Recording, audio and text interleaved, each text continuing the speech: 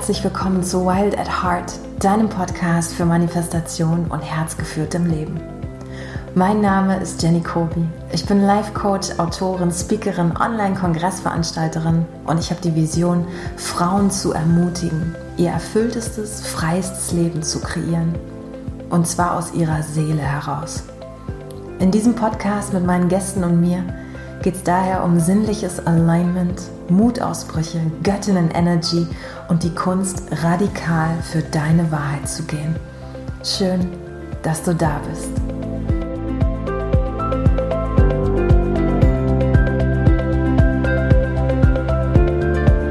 And just bring this very playful attitude, and that's why I did. I brought the dress, I have my lipstick, got the crystal in my bra. Let's do it. Let's go. Should I put on lipstick?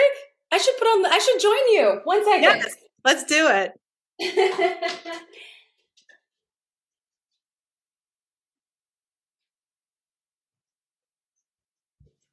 This is what I see. We're gonna be red lipstick girls. Let's do it.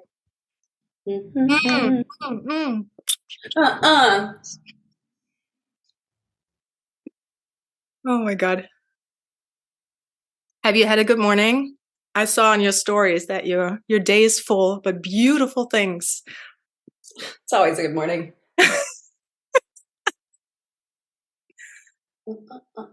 I have literally set up my life in a way that mornings are sacred. Nobody touches my mornings. It is just me and Grace. It's the best thing ever. Yeah, it is. It is. And also when we start with slowness, I feel, because I posted that yesterday. I think you saw that too. I have my book and I have my crystals and all that. And I'm just so happy, all of these prayers, were answered, and in the last years. And yeah, so I'm very happy.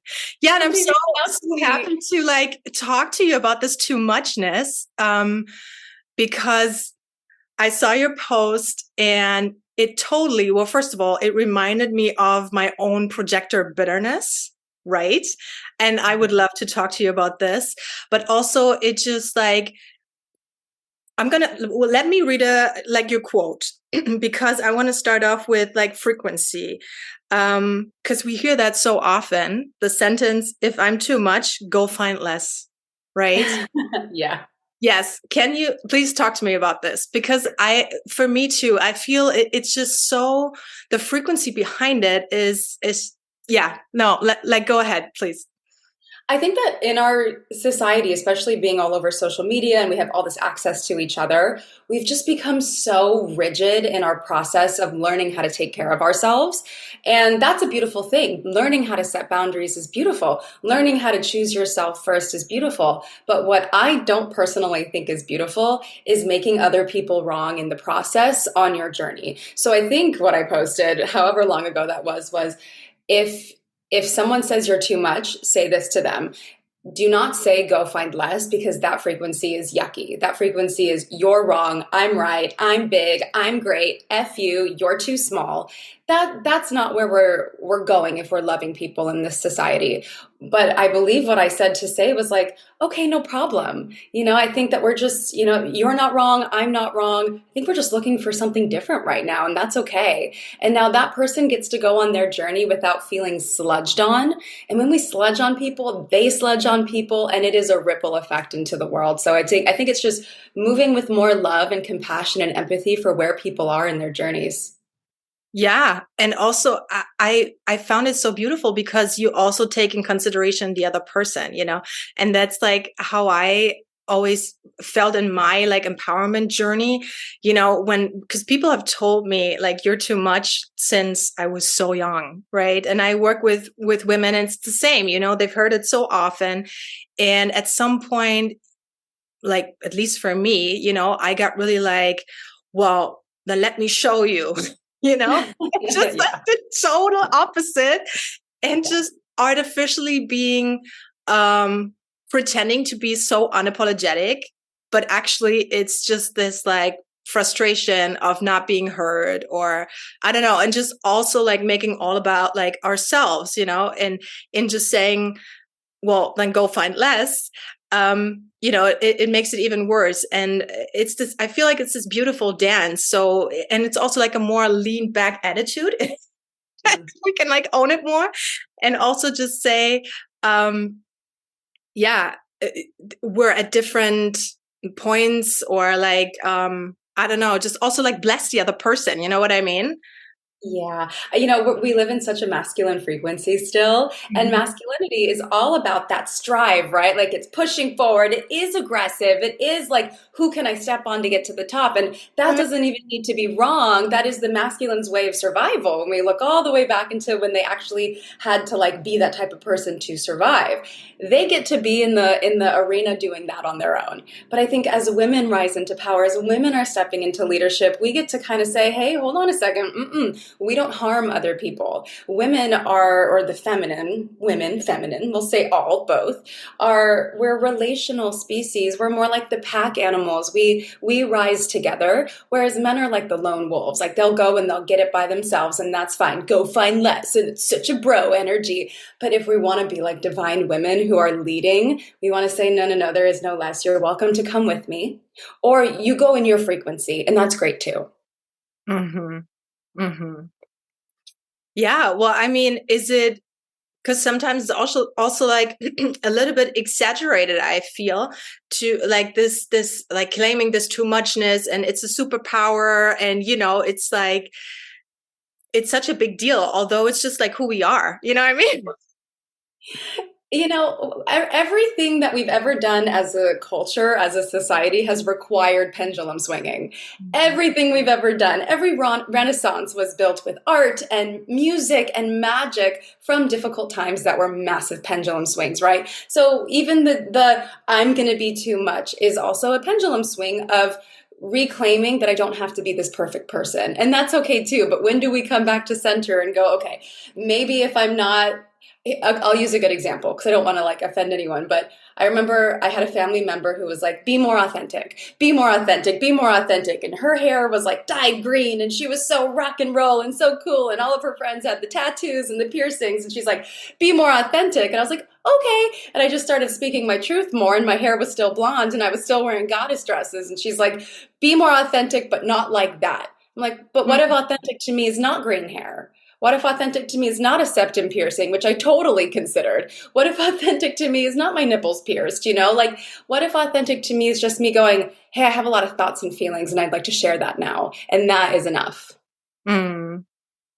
Is that something you have also like experienced? Because you talk a lot to like other people, and I haven't really read anything in your posts about you feeling, overwhelmed with this too muchness. Is that something you have struggled with, or were you always like very secure and safe?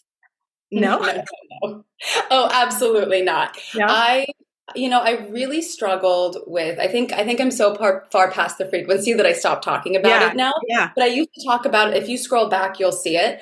I struggled with smallness. I struggled with making myself very small because I wanted other people to feel comfortable in my presence. I am very aware when you're face to face with me, it's kind of like being face to face with a lion. It's a lot. I'm aware I'm a triggering person. I had to be comfortable with that version of me. But I also used to struggle with really intense attachment issues. Like, because I grew up in such a chaotic household, because I didn't ever have safety, because my dad was very abusive to my mother and every woman that he had after her, because I lost him at such a young age to addiction, because nothing was ever permanent, because we lost our home when I was still in high school and we were in our cars trying to figure out where to live. When I finally got my own apartment in Los Angeles at 21 years old, I grew so attached that roommates would come and go and they would get so mad at me. They'd be like, just get rid of this piece of furniture. And I would have a panic attack. Like, my whole identity was strewn in the fact that I had a home and this is where I'm safe. And if I get rid of anything, then I'm going to lose this home and I'm going to spiral and then I would get small and then my immune system would break down. Like, this was like 21 to 28 years old. I was just like 7 years of spiraling and small, and I'm never going to be enough. And now I'm going to be really a lot and it's too much. And I was pendulum swinging back and forth myself, but I didn't harm other people in the process. What I was really doing was harming myself. Like, recently I posted that I was 102 pounds coming out of a really toxic relationship in, like 2017, 2018. And I think that was the wake up call where I was like, oh my God, I am like over giving. I'm overdoing it. I am completely wasting away because I don't know how to stand in my own bigness. It's just too much for people. I'm going to go do that for me, for my health, so I don't die. Whoever comes on the journey with me, fucking bless, you know? Yes. Well, you were talking about the lion, you know, and that is also something I experience very often when we're like aura to aura. And also it's different. Like when you're on Zoom, you know, and then it seems to work really well, but then you meet the person aura to aura and they are so intimidated, or like, I don't know, it's just so different, you know? And is there also something like we can do as people who are like a lot, you know, to be like, yes, I am a lot, and you don't have to be afraid, or like how can we I don't know, make other people feel safe in our presence or in our too muchness, you know what I mean? Yeah. Kindness. It's kindness. It's literally like I remember being at the conference, the Embodied Woman conference, and I met a past client, and I met a woman who had been following me for a long time and came to see me speak. And I remember she walked up to me so like small, and she was like, "Hey Taylor, can we talk for a minute?" And I turned around and I just was like, "Oh my gosh, it's you." And I got so excited to see her, because I am excited to see her, because I am excited to meet women, because I do want to talk to them, because I do really believe in what I'm teaching here. So it is kindness. It's like, I'm here for you. I'm excited to meet you. I'm going to hug you even if you're not a hugger. Like, not to cross boundaries, but like, I need you to know that I'm here with you. I'm in your eyes, but if you're looking away a lot, I will also do the same, you know? And that doesn't mean I'm sacrificing myself and my bigness. That just means that I'm meeting you where you are, and I'm loving you up where you are. And I'm so solid in myself that it doesn't matter. There's no smallness here. It's just love. Mm-hmm. Mm-hmm. Wow. And like, I mean, if you say this was like 2018, you know, your story, and then you walked out of that relation, I mean, it's not a long time, you know. What were like a few things that you did, or like a few milestones also, like on your journey? The first big thing that I thought I had done plenty of, and I hadn't, was healing my relationship with my father, who had passed. You know, he had passed when I was 15, and I continued to attract addicts into my life because, on a very deep subconscious level, I was trying to save my dad. And because I couldn't save my dad, I thought I could save all of these guys. Like, no, trust me, I know where you're going on this journey, and it ends. Let me fix you. Let me save you. And I remember it was like New Year's. I was in Cabo San Lucas, 2018 to 2019. And I did a medicine journey, and I did a lot of dad rewiring in my brain. I remember like I was like I could almost see myself removing cords from certain parts of my brain and plugging them in somewhere else. And that was my visual. And I was listening to Led Zeppelin, and that was like a dad frequency for some reason. And I was just sobbing and sobbing and sobbing. And I was like, I got to stop this. I have to stop this. I have to stop this.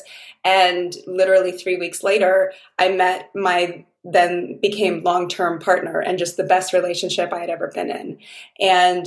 And watching myself move through that experience of, how can I be the best partner possible and still be myself? How can I learn how to be triggered by somebody else? We lived together very quickly after we met, to just like leaning back and observing and witnessing and being all of me. And that doesn't mean that more things didn't come up. It was just me catching myself, like, how am I going to navigate this? And I think the main thing that I ask myself every single day, I still ask myself to this day, who do I want to be through this? Who is future me going to look back on and be really proud of me through this? So when that relationship eventually ended, and I still stayed in my power, and I stayed kind, and I loved him through it. And I remember he was just like sobbing on our couch, like, how are you being so lovely through this? And I'm like, because I am who I say that I am. And if this relationship is no longer for you, I've got to let you go and figure out who you are. And I'm not trying to send more like wounded men into the world. So I just loved him and hugged him and, you know, like kissed his tears away. And I was like, you go be you. And I'm going to go deeper into being myself. And that was only a year and a half ago, less. And I think I'll button that with saying that the journey to become yourself more and more and more is just one of the most powerful and beautiful experiences you can go through. And being okay and comfortable doing it like a woman, there's nothing like it, because not enough people are doing that. We're all trying to be who society says we should be and become that liberated person. And I'm just so much more interested in who my body says I should be and who my heart says I should be, and how to be really kind and loving and empathetic through that process. Mm-hmm. And isn't it crazy how surprised people are when we actually are, this version, because they almost like they can't believe it. Like your ex-boyfriend, who was like, how can this be, that you love me so much through this? And, I also remember that the type of men that I attract, they have completely changed, nowadays I attract all these like wealthy and successful men, that have great businesses and so on. And then sometimes there's conflict too, because I'm like a big person too, right? And it's very interesting, the dynamic to see, because I still want to own this like lioness energy. And sometimes, there's that conflict. And it's so interesting for me to see how they react when you go like into your feminine energy. And then after maybe like a conflict or whatever, and you send a voice note or you send like some lines, and they are just so like from the heart and so like embracing your femininity, how their frequency changes and how, their heart opens. And it's just wild to see. And it's these like wildly successful, wealthy men, and you get to see a version of them. And I'm always like so grateful, because I'm like, this is also because I was so kind, or because I chose, to be that version of me. Yeah. Yeah, and we can't control how anybody reacts to that version of us as well. I was dating someone and he was so good to me and so like successful and cute, and like he took such good care of me, and oh my God, did such fun things together. But when it came to conflict, he couldn't handle it. And I continued to be like, hey, I'm available to be wrong. I'm available like to have these conversations. Please let me know when things come up. And he just would shut down and shut down and shut down until eventually he just disappeared because he couldn't take it. And even then I sent him an email and I was like, hey, thank you for the beautiful experience. And I'm sorry if I ever blah, blah, blah, like just for my own self, because that's who I am. I don't need to worry about how he's going to react, how he's going to take it. He's going to be who he is. And I also think that men are craving to see this from women right now too. Not that I am overgiving and self-sacrificing, but I'm coming from the heart of like, no, I'm in this with you, and I'm open and available for difficult times and things, and I still adore you. And that doesn't mean I'm going to run away or be this or be that or get sassy or be rigid or like F you all over the place. It's just like, it is just the dance of human. Like we all want to be seen. We all want to be loved and witnessed. And so how do we get to be those people? Exactly. And I love how you said that you did it for yourself, because that's also like, for me, it was the same. Like the intention was not to convince the person that I am lovable, or, you know what I mean? It was really just to also like make peace with myself, value myself. And then I didn't even like expect a reaction or something, so beautiful. Yeah. That's that about that topic. We're just a bunch of big ladies who are loving. Oh my God. Give it to me. What's next? Let's talk about everything. About everything. Well, I took some notes actually, because I know, like, I don't know you very well, but I know you're very like this. So I thought like, I need to ground a little bit into myself. And so I made some notes. And yes, so the next topic I want to talk about is, because Taylor, I mean, it's cute to be light and everything, but I do want to like get into the pain points a little bit too of this topic, right? Because it's not always that easy. And the women we work with, and also like, our own journey, it was kind of painful. It is kind of painful sometimes. And this nagging voice of like, he will leave me, or this person will leave me. Because this is also something a lot of people deal with when they fear that they are too much, that is there like anything you can, or how do you regulate, because you also told me in that voice note that you regulate cortisol levels, or can you like explain to me how you do that with women when they come with like their fears? Because obviously, they have these voices in their heads like all the time. Yeah, I think I always look at attachment styles when working with women, because my advice to avoidant women is very different to my advice to anxious women. But I think overall, at the end of the day, knowing yourself is the biggest component here. So I know for myself, for me as Taylor, that I am not willing to be in another relationship where I can't be my full self, where I can't be fully expressed. Right? Like, how comfortable am I actually doing that? Am I willing to stay comfortably uncomfortable just to stay small, which is what so many women do? That is our programming, is like self-sacrifice. That's your job as the woman. Like, go small. He's the man, right? And so the thing is, you have to be willing to love yourself first, to have the best relationship with yourself first. And notice, am I sacrificing what I want to say? Am I uncomfortable speaking my truth? Am I uncomfortable giving them a call and saying, hey, my love, I didn't love how this felt, and I really want to talk about this. And, it's not your fault. It's my own trigger, but I really want to talk about this with you. Are you open to that? And if you're not safe to make that call to someone, is that someone you're willing to dedicate your life to? And these are some of the really difficult conversations that I do have to have with people. And I use lightness as a fun tool of like what feels good, right? Like what actually would feel good in your life. Because I think for myself, I have gone through so much trauma in my life. Like, you look at me and you would not think that I have been through half the things I've been through, from homelessness to a parent suicide to sexual assault to like abusive relationships. I mean, just so many different pieces. Literally was kidnapped by my own father when I was a child, like broke into the house, threw me over his shoulder, kidnapped me and tried to keep me away from my mom. And like I have been through so much crazy stuff. And at some point, especially after my breakup, and I literally broke, like I died that year. And when I came back around and I started to heal, I started to ask myself this question of like, is it worth my peace anymore? Am I willing to like die for this again? Or am I willing to like spare cortisol and adrenaline, like I mentioned in the voice note, because it ages you, it takes away from your life, your health, your vitality, your radiance? Or am I going to choose love? Am I going to choose healthy relationships? Am I going to be strong enough and brave enough to choose myself at the end of the day?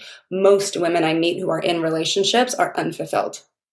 And if we want to be really loving people on the planet who also inspire our partners to rise, to be better, to grow with us, we have to stand in love. We have to stand in our power. We have to stand in, no, this doesn't work for me. No, this isn't where I'm going.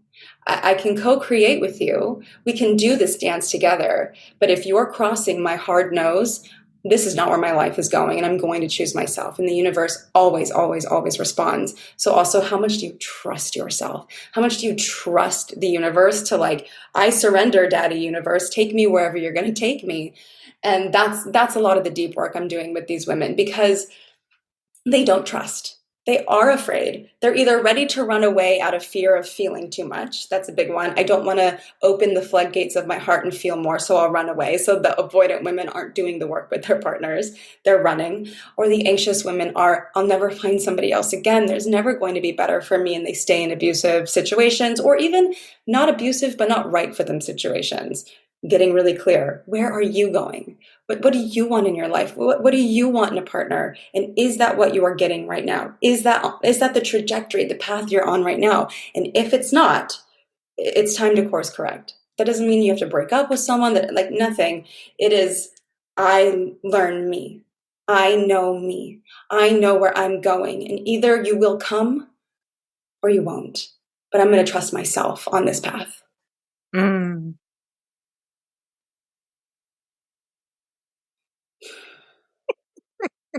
I love to monologue. I go too far. I'm a monologuer. This rampage. Yeah, no, it's fine. Like, well, I'm also like, I teared up a little bit. It's really beautiful. I mean, because that is the most important thing. And it's so, I also feel like we get so passionate about it when we really like take it seriously. I mean, obviously that there needs to be humor and there needs to be lightness in this, because it is a dance and it is so beautiful, but I feel how passionate I am about really like leading myself and, having these standards and like also my boundaries, but not being, like you said a few weeks ago, a toxic witch, just like, have your kindness in check and like, but also just really like put yourself first and be passionate about like leading yourself. I don't know, and trusting yourself. And it's amazing. Like the mind cannot even grasp, what there's in store for us. Like all the people that I met, like the relationship that I have now, we've been together for 8 years. I could have never imagined this person, Yeah. Oh, that's beautiful. I think also understanding like men and women on fundamental levels has been something that's been so helpful for myself and teaching my clients. They're like amazed because also we have this fear as women that if we say no or we set boundaries or we have this thing that they're going to be like, I don't like that and walk away. But men are so attracted to women who are like, no, I know myself. I'm protecting this radiance and this beauty because that's what they crave from the feminine anyway. And if we're self-sacrificing, we're like chiseling away at what makes us beautiful to them, that's when they walk away. It's not when we're protecting ourselves or setting boundaries or like loving ourselves. That's when they're addicted to us. That's when they're like, oh my gosh, I want to add to this. She's so beautiful right now. How do I make her life better? Like that is how men are. But we've got this like weird like thing that we've come up with, and it's very patriarchal and it's religious rooted, and we won't get into that. But like, I'm just going to be small and just not going to say anything. And I'm going to sit here and wait at home. And hopefully he comes home. And then I'm the one who didn't go out, but he went out, but I'll hang out with him. And they're less attracted to the self-sacrifice. They want to see you shine too. And a lot of them don't even know that, but they can feel it. So the more you stand in your power, the more you're like, I'm a lot. Isn't that amazing? They're like, yes, it is. I want to be next to it. I want to kiss it. I want to touch it. I want to pleasure it. I want to like put my hands in your hair. And like, they want to love you. They want to love you. And I think that's what women need to understand as well. Mm-hmm. But they don't trust it though, is it? Or is it that so what is it then? Because do they know? I don't know. It's again, it comes back to attachment, right? It's the same thing. Like if you're growing up and you say something to your mom and you're like, I don't like that. And your mom is like, well, that's too bad. You're the child. I'm the adult.